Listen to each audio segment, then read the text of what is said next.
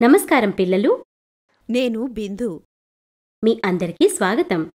మీరు మరొక కొత్త అంశాన్ని తెలుసుకోవడానికి సిద్ధంగా ఉన్నారా? 10వ తరగతి జీవశాస్త్రం యొక్క పునరుత్పత్తి పాఠం నుండి పునరుత్పత్తి ఆరోగ్యం అనే అంశంపై లోతైన అంతర్దృష్టిని తీసుకుందాం. మగ మరియు ఆడ పునరుత్పత్తి నిర్మాణాలు మరియు విధులను ఇప్పటికే చర్చించాము. లైంగిక పరిపక్వత ప్రక్రియ క్రమంగా జరుగుతుంది మరియు సాధారణ శరీర పెరుగుదల ఇంకా కొనసాగుతూనే ఉంటుంది. ఫలదీకరణ ప్రక్రియ అనేది మగ మరియు ఆడ గ్యామెట్స్, స్పెర్మ్ మరియు గుడ్డు లేదా అండం కలయిక. ఫలదీకరణం అండవాహికలో ఏర్పడి జైగోట్ను ఏర్పరుస్తుంది మరియు శిశువును ఏర్పరుస్తుంది. ప్రపంచ ఆరోగ్య సంస్థ WHO ప్రకారం పునరుత్పత్తి ఆరోగ్యం అంటే పునరుత్పత్తికి సంబంధించిన అన్ని అంశాలలో సంపూర్ణ శ్రేయస్సు.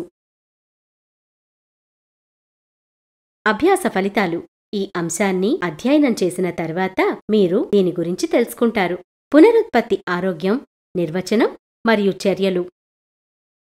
లైంగికంగా సంక్రమించే వ్యాధులు, గర్భనిరోధకం పద్ధతులు. కీలక పదాలు: పునరుత్పత్తి ఆరోగ్యం,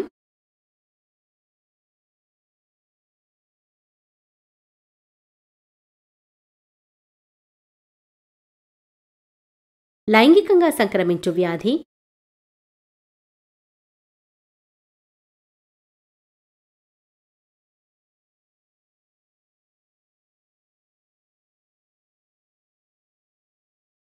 గొనేరియా,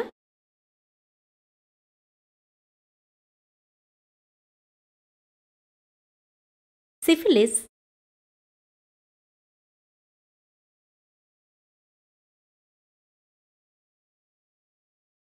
అక్వైర్డ్ ఇమ్యూనోడిఫిషియన్సీ సిండ్రోమ్, ఎయిడ్స్.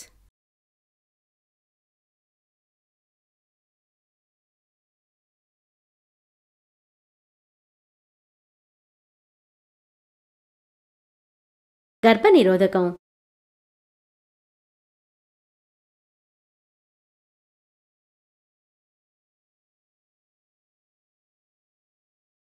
గర్భాశయ పరికరం,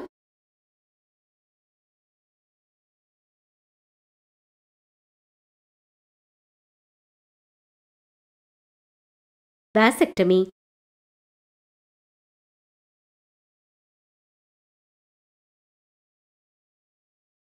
ట్యూబెక్టమీ.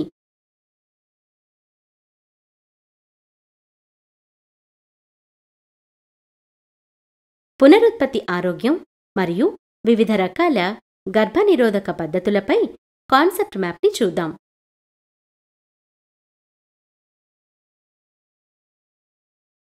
పునరుత్పత్తి ఆరోగ్యంలో పునరుత్పత్తి మరియు సంతానోత్పత్తిని నియంత్రించే సామర్థ్యం, గర్భధారణ మరియు సురక్షితమైన ప్రసవానికి స్త్రీల సామర్థ్యం, తల్లి మరియు శిశు మనుగడ మరియు శ్రేయస్సు ఉన్నాయి.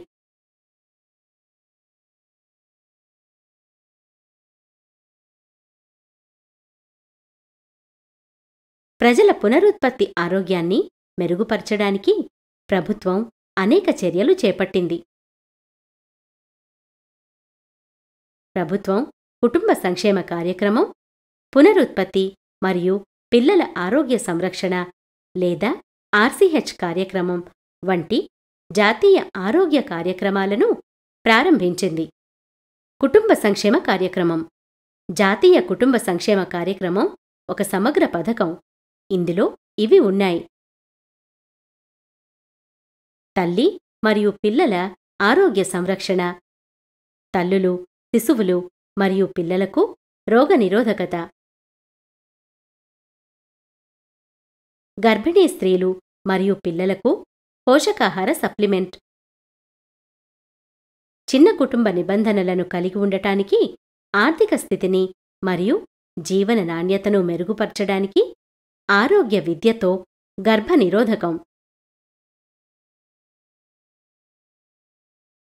పునరుత్పత్తి మరియు పిల్లల ఆరోగ్య సంరక్షణ కార్యక్రమం.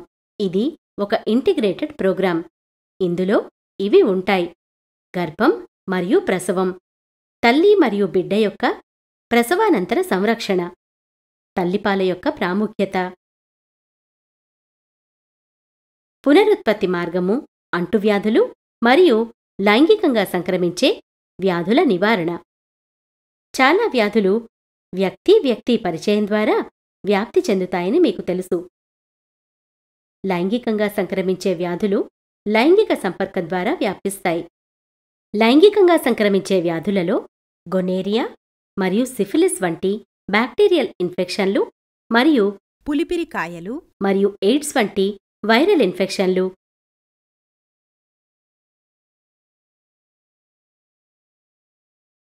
ఆక్వైర్డ్ ఇమ్యూనోడెఫిషియన్సీ సిండ్రోమ్ ఉన్నాయి. హ్యూమన్ ఇమ్యూనోడెఫిషియన్సీ వైరస్ హెచ్ఐవి ఎయిడ్స్కు కారణమవుతుంది. ఎయిడ్స్ అసురక్షిత లైంగిక సంబంధాలు, శుద్ధి చేయని సూదులు మరియు ఉపకరణాలు మరియు రక్త మార్పిడి మరియు గర్భధారణ సమయంలో తల్లి నుండి బిడ్డకు వ్యాపిస్తుంది. ఆంధ్రప్రదేశ్, మహారాష్ట్ర, కర్ణాటక మొదలైన రాష్ట్రాల్లో ఎయిడ్స్ కేసుల ప్రాబల్యం ఎక్కువగా ఉంది. నిరక్షరాస్యత, పేద ఆరోగ్యం, నిరుద్యోగం, వలసలు, అనైతిక లైంగిక సంబంధాలు మొదలైనవి హెచ్ఐవి వ్యాప్తికి దోహదపడే కారకాలు. హెచ్ఐవి రోగులకు ఔషధాలను సరఫరా చేయడానికి ప్రభుత్వాలు యాంటీరైటోవైరల్ థెరపీ లేదా ఏఆర్టీ కేంద్రాలను స్థాపించాయి. వైద్య ఆరోగ్య శాఖ, కుటుంబ ఆరోగ్య శాఖలు ఎయిడ్స్ నియంత్రణ ప్రాజెక్టులు వివిధ కార్యక్రమాలను అమలు చేస్తున్నాయి. వీటిలో ఆశా లేదా అక్రిడేటెడ్ సోషల్ హెల్త్ యాక్టివిస్ట్ మరియు రెడ్ రిబ్బన్ ఎక్స్ప్రెస్ మొదలైనవి. ఎయిడ్స్ ప్రమాదాలు మరియు లక్షణాలపై సమాజంలో అవగాహన కల్పించడానికి ఉన్నాయి. అనైతిక పద్ధతులను నివారించటం మరియు ముందస్తుగా గుర్తించడం మరియు చికిత్స చేయడం లైంగికంగా సంక్రమించే వ్యాధులను నియంత్రించడంలో సహాయపడుతుంది. లైంగిక పరిపక్వత స్త్రీ గర్భం కోసం సిద్ధంగా ఉండటానికి అనుమతిస్తుంది. గర్భం అనేది స్త్రీ యొక్క శరీరం మరియు మనసుపై ప్రధాన డిమాండ్లను చేస్తుంది. కానీ ప్రారంభ లేదా టీనేజ్ గర్భం విషయంలో స్త్రీ ఆరోగ్యం ప్రతికూలంగా ప్రభావితమవుతుంది. అందువల్ల గర్భధారణను నివారించడానికి అనేక మార్గాలు కనుగొనబడ్డాయి. ఫలదీకరణాన్ని నిరోధించడం ద్వారా స్త్రీలలో గర్భం నిరోధించడాన్ని గర్భనిరోధకం అంటారు.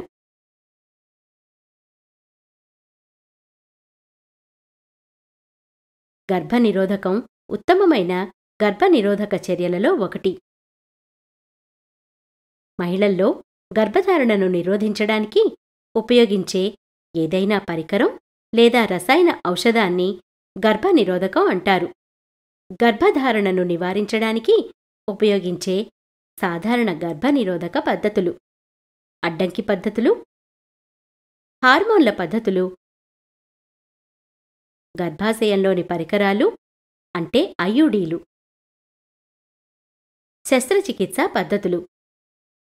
అడ్డంకి పద్ధతులు: ఈ పద్ధతి స్త్రీ పునరుత్పత్తి మార్గంలోకి ప్రవేశించడాన్ని నిరోధించే అండంను కలవకుండా స్పర్మ్లను నిరోధిస్తుంది.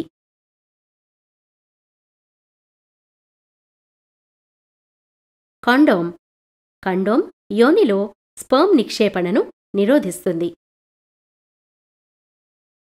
కండోమ్లు సన్నని రబ్బరు లేదా లాటెక్స్ రబ్బరు తొడుగుతో తయారు చేయబడతాయి మరియు సిఫిలిస్ మరియు ఎయిడ్స్ వంటి లైంగికంగా సంక్రమించే వ్యాధుల నుండి రక్షిస్తాయి. డయాఫ్రాగమ్ లేదా సర్వైకల్ క్యాప్: యోని డయాఫ్రాగమ్ను యోనిలోకి అమర్చడానికి ఉపయోగిస్తారు లేదా గర్భాశయంలోకి స్పర్మ్లు ప్రవేశించకుండా నిరోధించడానికి గర్భాశయ టోపీని గర్భాశయ ముఖద్వారంపై అమర్చారు. హార్మోన్ల పద్ధతులు: హార్మోన్ల సన్నాహాలు గర్భనిరోధక మాత్రలని పిలువబడే మాత్రల రూపంలో ఉంటాయి.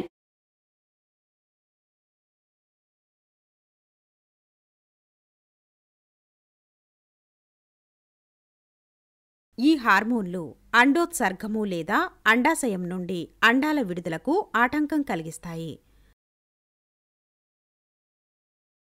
గర్భాశయంలోని పరికరాలు ఐయుడీలు. గర్భాశయంలోని పరికరాలు గర్భాశయంలోకి చొప్పించిన గర్భనిరోధక పరికరాలు.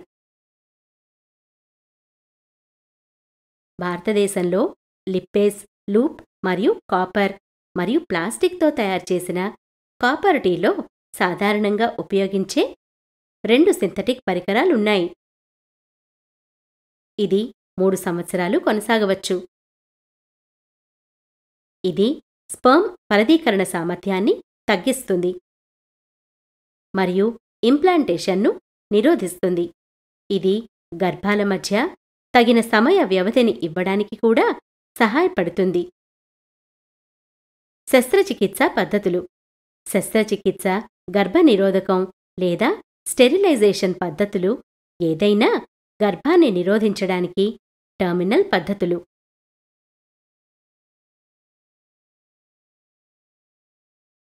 మగవారిలో ఈ ప్రక్రియ వాసెక్టమీ లేదా వాస్ డిఫరెన్స్ యొక్క బంధనం.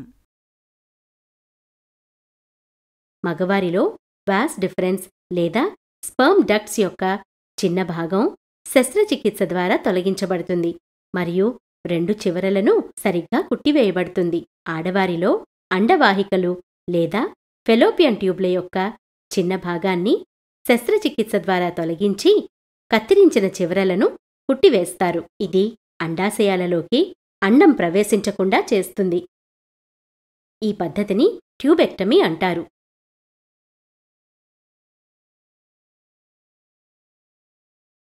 ఇవి శాశ్వత జనన నియంత్రణ పద్ధతులు. సామాజిక రుగ్మతలపై పోరాటం.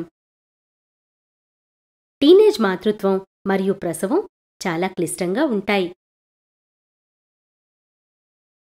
మాతృత్వాన్ని చేపట్టే ముందు మనసు మరియు శరీరం యొక్క పరిపక్వతను అర్థం చేసుకోవడం మరియు సిద్ధం చేసుకోవడం చాలా ముఖ్యం.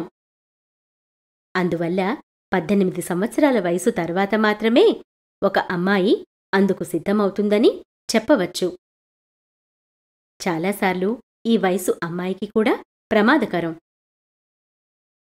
కుటుంబ సంక్షేమ శాఖ ప్రకారం 21% మంది టీనేజ్ తల్లులు ప్రసవ సమయంలో మరణిస్తున్నారు.